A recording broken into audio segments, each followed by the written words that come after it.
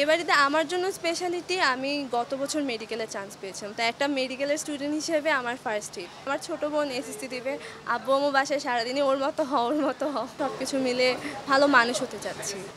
শপিংয়ের ভ্যাকেশন মাত্র স্টার্ট হলো তো মেডিকেলে। সো মাত্র স্টার্ট করলাম। আজকে থেকে শপিং শুরু করলাম।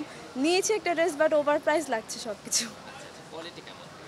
কোয়ালিটি মিডিয়াম মোটামুটি মানে ভালো মন্দ মিলিয়ে মনে হচ্ছে কোয়ালিটি।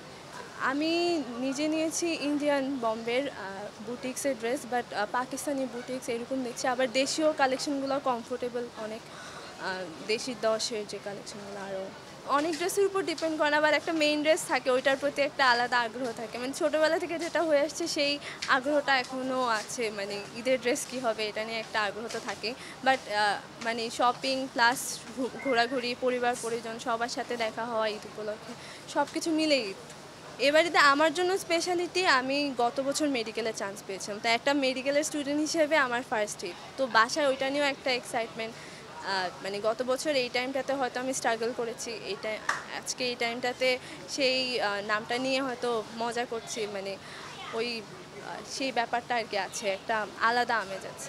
এখন একটু সবাই একটু এক্সট্রা করে খাতির করে ভালোবাসে হ্যাঁ অবশ্যই, মানে সবার কাছে তো শুনতাম যে অ্যাডমিশন টেস্ট খারাপ হলে জীবন একরকম হয়, ভালো হলে একরকম হয়। তো আমি হয়তো ভালো আল্লাহর রহমতে হয়েছে, তো ওই ফ্লেভারটা পাচ্ছি আমি। খারাপ হলে হয়তো এবার ঈদটাও খারাপ হতো বেশি। ছোটদের দেখায় যে হ্যাঁ এটা তো পুরোপুরি মানে আমার ছোট বোন এসএসসি দিবে।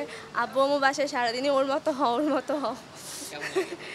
মানে ভালোই লাগে। আমার মনে হয় যে অনেক সময় ছোটদেরকেও একটু ডোমিনেট করা হয়ে যায় যে আমার মতো হতে হবে। ভবিষ্যতে অবশ্যই ভালো ডাক্তার হওয়ার ইচ্ছা। আমি লেখালেখি করি, লেখালেখির সাইডটাও আমার ভালো কিছু যেন পৌঁছে দিতে পারি সবার কাছে। সব কিছু মিলে ভালো মানুষ হতে চাচ্ছি।